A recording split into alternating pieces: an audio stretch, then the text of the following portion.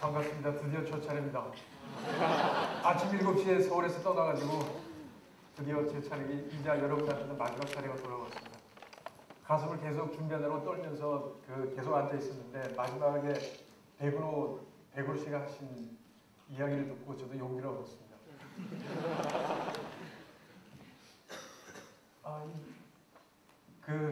사실 제 원래 최근에 하는 일은 KBS에서 이영돈 PD의 소비자 고발에서 소비자 고발 관련 프로라서 소비자 문제를 하는 게 저한테 더 맞는데, 근데 생각을 해보니까 뭐 그런 어떤 사회 고발성 프로보다는 제가 몇 년 전에 제작을 했던 6부작으로 마음이란 다큐멘터리가 있습니다. 그래서 그에 대한 이야기를 하는 게 뭐 여러분한테도 도움이 될 것 같아서 주제를 그쪽으로 정했습니다. 마음이란 6부작 다큐멘터리를 제가 제작을 1년 넘어 걸쳐 하면서 세계 석각들을 많이 만나고 그리고 여러 가지 마음의 현상을 가지고 있는 분들도 많이 만났습니다. 우리나라, 일본, 중국 전 세계를 돌아서 만났는데, 그러면서 제가 굉장히 동양적이고 그리고 추상적인 마음이라는 것을 어떻게 과학적으로 해석하고 분석할 수 있을까를 고민을 굉장히 많이 했습니다. 그리고 그 마음이 우리 신체에 어떤 영향을 가질 수 있는지에 대한 고민도 많이 하고, 그게 제 프로그램에 곳곳에 묻어 있는데요. 결론적으로 우선 이야기를 하면 마음이라고 하는 것은 저는 뇌의 작용의 결과물이고, 그 다음에 우리 뇌의 소위 뉴럴 네트워크가 수조 개가 넘는 뉴럴 네트워크가 어떻게 연결이 되고 그게 어떻게 끊어지는지 그 결과물이라고 생각을 합니다. 그래서 여기 지금 연결되어야 살고 그리고 연결을 끊어야 산다는 게 이제 앞으로 이야기 주제가 되겠습니다. 제 프로그램 타이틀입니다. 로고인데 저 머리 속에 들어가 있는 저 굉장히 귀엽지만 그리고 흉측하게 생긴 저 친구가 우리의 신체를 움직이는 장본인입니다. 첫 번째 제가 예로 들고 싶은 게 20대 한 여성을 만났습니다. 한국분인데 오이 알레르기를 가지고 있어요. 오이 향 냄새를 맡으면 뭐 거의 경기를 나고, 만일에 오이를 먹었다고 하면 병원에 실려가서 위세척을 해야 될 정도로 굉장히 심한 오이 향 알레르기를 가지고 있는 분인데, NLP라고 이분입니다. 지금 오이를 들고 있지만 저거는 뭐 치료되는 과정에 찍은 거고요. 이유를 찾으려고 정신분석 전문가한테 제가 데리고 갔습니다. 그래서 여러 형태로 며칠에 걸쳐서 정신분석을 했는데 이유를 찾지를 못했습니다. 단지 나타나는 현상들이 뭐냐면 10년 정도 전에 아침에 일어났는데 어머니가 오이를 가지고 요리를 하고 있더래요. 그때 오이 냄새를 맡고 굉장히 역겨워가지고 그 이후부터는 오이를 먹지도 못하고 오이 향을 맡지도 못하는 거예요. 저거는 지금 사실 오이로 만든 샌드위치가 한 2, 3m 바깥에 있는데도 저 정도의 모습을 보이고, 그래서 제가 NLP 전문가라고 뉴로링귀스틱 프로그래밍 NLP 전문가와 같이 그 여자분을 만났습니다. 만나서 맨 처음에 오이를 의자에 앉혀놓고 갖다 드리니까 당연히 도망가죠. 그 앞서 오이를 이렇게 꺾었어요. 꺾었더니 거의 경기를 하면서 도망가가지고 나중에 한 20분 동안 문을 열어놓고 오이 향을 다 빠져나가게 한 다음에 와서 다시 앉혔습니다. 그래서 어떻게 했냐면 그 여자분한테 그 전문가가 이렇게 이야기를 했습니다. 당신이 가장 좋아하는 게 뭐냐? 그랬더니 청국장, 청양고추, 그리고 가장 좋아하는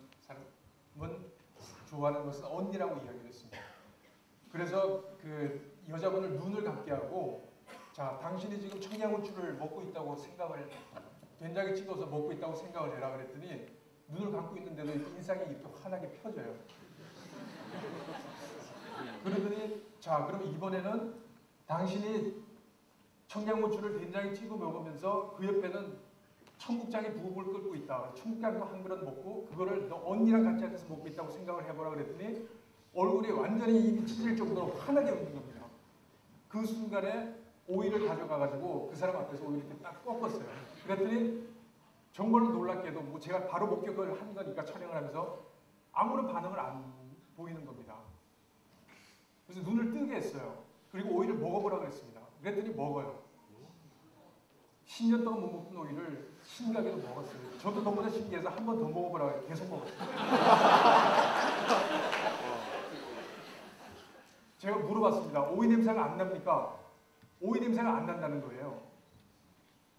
그럼 왜 그런 일이 벌어졌을까? 신체적으로 왜 그런 일이 벌어졌을까를 전문가 분석을 한 결과는 NLP에서는 이렇게 해석을 합니다. 아주 좋은 기억과 그 다음에 아주 굉장히 안 좋은 기억을 두 개를 연결을 시킵니다. 소위 앵커링이라고 이야기를 하는데 연결을 시키면 안 좋은 기억이 좋은 기억에 의해서 상쇄가 된다는 겁니다. 제가 눈앞에서 직접 목격한 거니까 뭐 실제로 일어난 일이고요. 지금 이와 같은 거는 소위 저희가 많이 보지만은 긍정적인 어떤 그 마음이 어떻게 우리한테 우리 몸에 좋은 우리 정신에 좋은 기억을 가져오는지를 실증적으로 보여주는 건데 이런 그 연결성이 반드시 좋게만 나타나는 건 아닙니다. 제가 만난 그 중년 부인이었는데 잇몸이 굉장히 아파요. 그래가지고 도저히 견딜 수 없을 정도로 아프기 시작하면 뭐 눈물을 펑펑 쏟을 정도로 아파서 제가 신촌에 있는 그 세브란스 병원에 치과에 데려가서 검사를 받게 했습니다. 그랬더니 아무런 이상이 없어요. 엑스레이를 찍고 여러 가지 검사를 했는데 아무런 이상이 없습니다. 왜 그런 일이 벌어졌을까? 제가 정신과를 한번 데려갔습니다. 제 프로그램 주제가 저 마음이기 때문에 정신과를 데려가서 여러 가지 질문을 한 결과 정신과에서는 이렇게 진단을 했습니다. 이분이 결혼을 해서 남편하고 사는데 물론 남편하고 살겠죠. 남편이 저도 만났는데 굉장히 순해요. 착하게 생겼는데 술만 먹으면 폭행을 하는 거예요. 근데 이 여자분도 착해서 그거를 탈출할 수 있는 방법이 집에서 도망갈 수도 없고 해서 탈출할 수 있는 방법은 그 동네에 사는 자기의 친한 언니가 있습니다. 그 언니한테 가서 위로를 받고 있었어요. 근데 이빨이 아파서 가서 치과에 가서 이빨을 뽑을 때 전화가 왔어요. 전화가 와서 뭐라 그러냐면 그 언니가 교통사고로 죽었다는 거예요. 결국은 무슨 현상이 벌어지는 것이냐면 우리 뇌 속에서 무슨 현상이 벌어지는 것이냐면 자기가 가장 의지를 했던 언니의 사망, 언니의 상실이 그 이를 빼는 순간 잇몸에 흔적으로 남은 겁니다. 두 개가 나쁘게 연결이 되는 것이죠. 부정적으로. 어떻게 치료를 했을까? 정신과에서는 이렇게 치료를 하는 걸 제가 봤습니다. 며칠에 걸쳐서 일단 이분은 언니가 사망한 다음에 언니 이야기를 하는 것을 싫어해요. 언니 이야기를 언급하는 걸 싫어하는데 정신과 의사분은 언니 이야기를 적극적으로 끄집어내서 고통을 더 주고 그리고 몸을 따뜻하게 한 다음에 잇몸을 이렇게 마사지를 해주더라고요. 그 아픈 부위를. 근데 놀랍게도 그렇게 하고 나니까 그분이 통증이 없어지는 거예요. 믿기 어려우시겠지만 이런 식으로 뇌 속에 어떤 소위 뉴럴 네트워크가 연결되는 것이 긍정과 부정이 어떤 식으로 연결하느냐에 따라서 우리 신체가 반응을 하게 되는 겁니다. 제가 실제로 실험을 해봤습니다.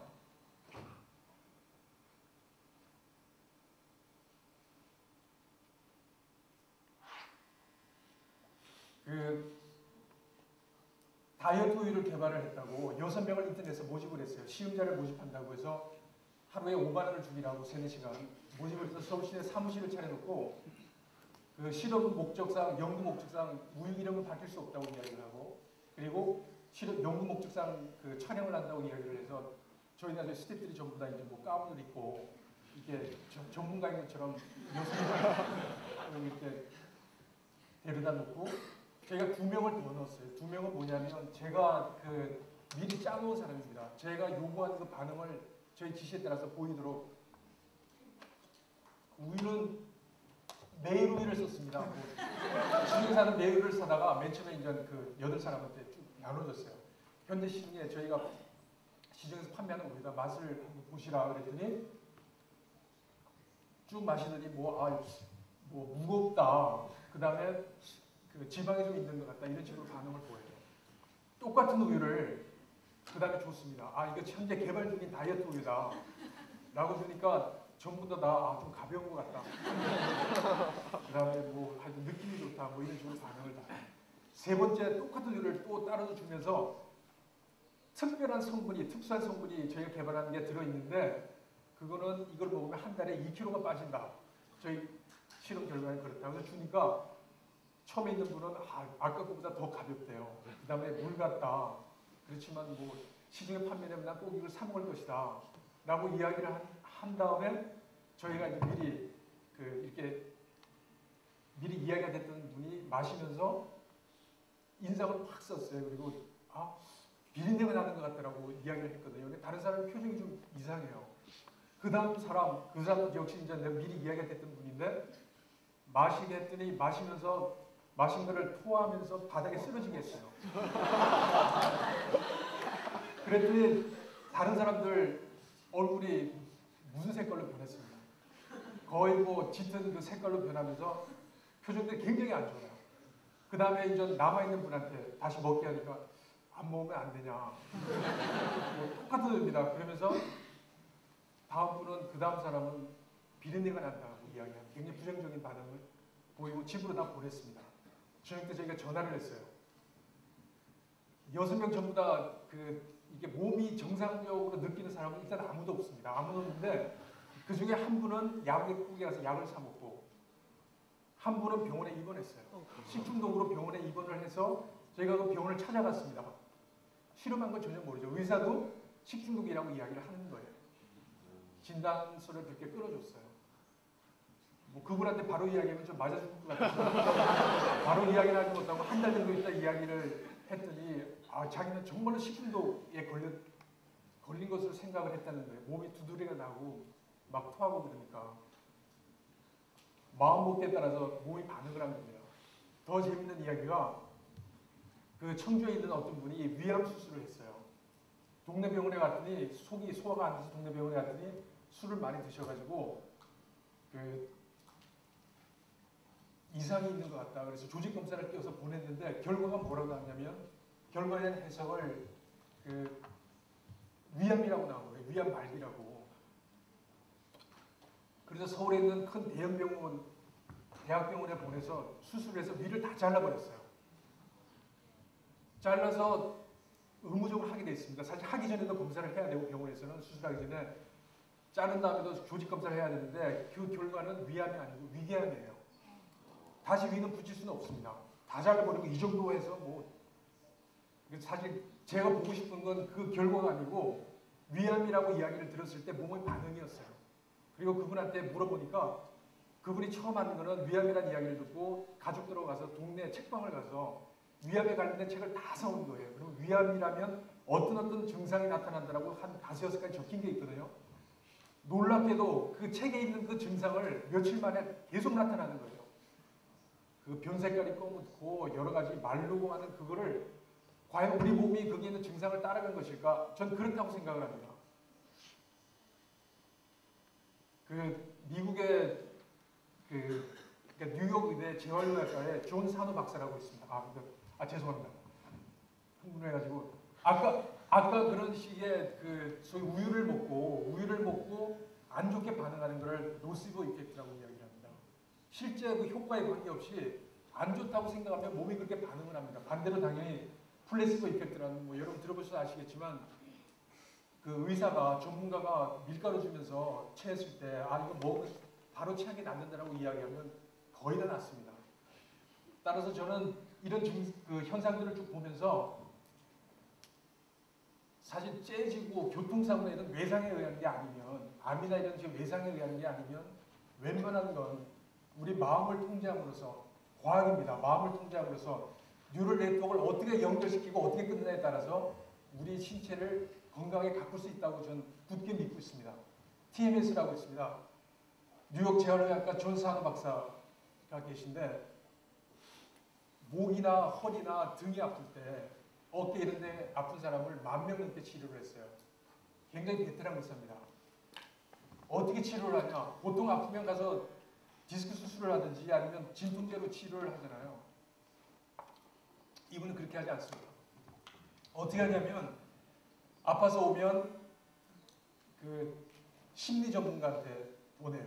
그리고 이야기를 하게 합니다. 이야기를 하게 하면 어떤 증상이 나타나냐면 마음속의 분노, 현재 자기를 분노하게 하는 그게 아니고 마음속에 내재된 분노가 있습니다. 우리 모두 분노 없는 사람은 아무도 없습니다. 저도 마찬가지고 여러분들 지금까지 성장하지 않는데 여러분을 분노케 했던 그 사실. 그렇지만 지금 기억이 안 날 수도 있어요.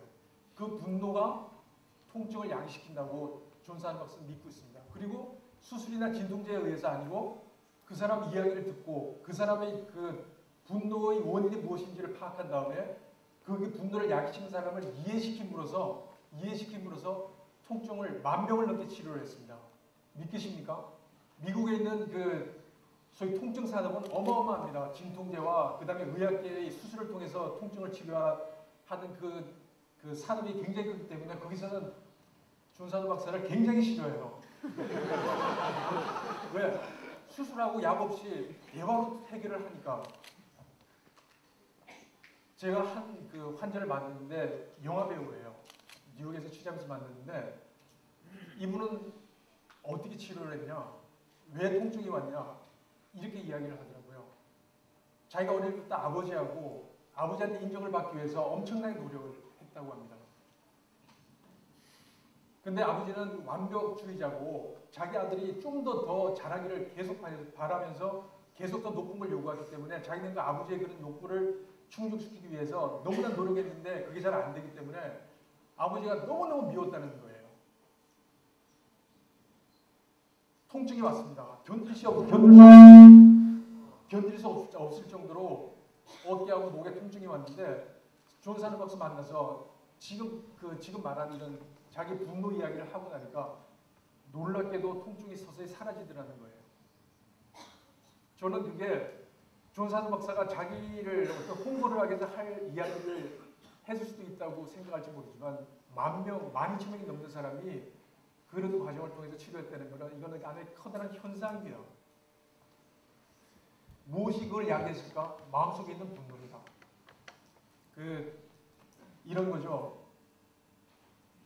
분노라고 여러분들이 생각을 하시면 뭐 조그만 분노도 있고 큰 분노도 있겠지만 저는 정말로 온 가족이 어떤 연쇄살인범에 의해서 살해당한 그 사람도 만나고 미국에서 눈앞에서 살해당한 그 사람도 만나면서 이런 분들이 그 내재된 분노나 이런 그 행위를 행한 사람에 대해서 어떤 식으로 그 마음을 가지고 이러는 거를 어떤 과정을 통해서 그 마음을 다스리는가를 보면 가장 큰 거는 그 분노를 찾아내서 그 분노를 야기시킨 사람을 이해하려고 노력하고 그리고 동시에 이완을 소위 릴렉세이션을 적극적으로 행함으로써 거기서 그런 악몽에서 벗어나는 것을 많이 목격을 했습니다.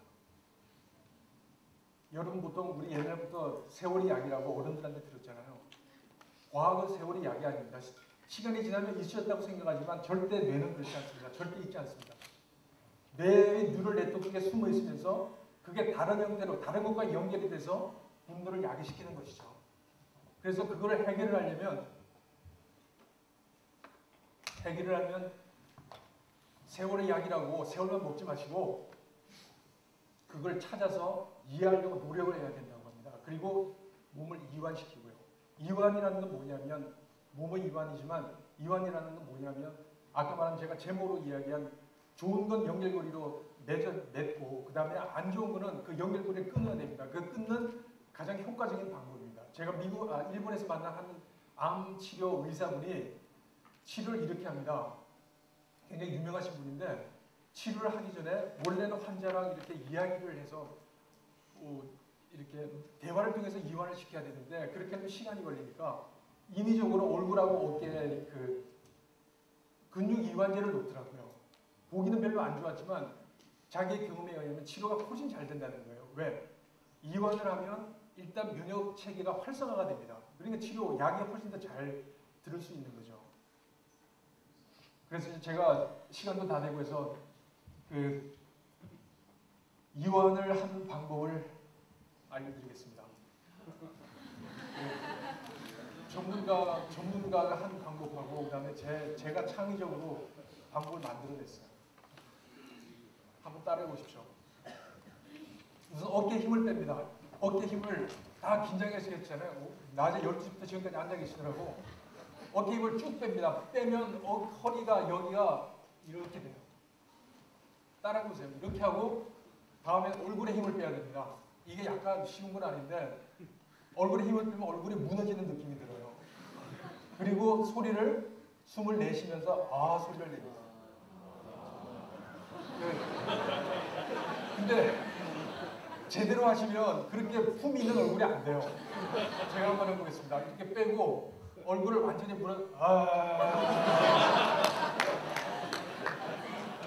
30초씩 하루에 3번만 해보십시오. 아니면 중요한 일 있잖아요. 대사를 앞두고 큰일을 앞두고 면접이나 큰일을 앞두고